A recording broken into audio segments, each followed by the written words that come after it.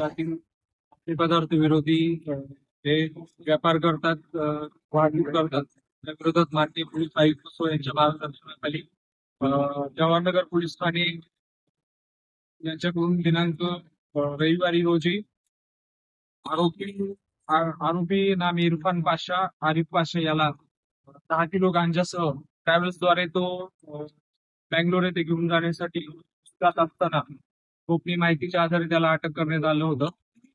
ही जी कारवाई आहे त्यानुसार एवढ्या मोठ्या प्रमाणावर गांजा जो आहे तो जप्त करण्यात आला होता. तसेच संभाजीनगर शहरात अंमली पदार्थाचा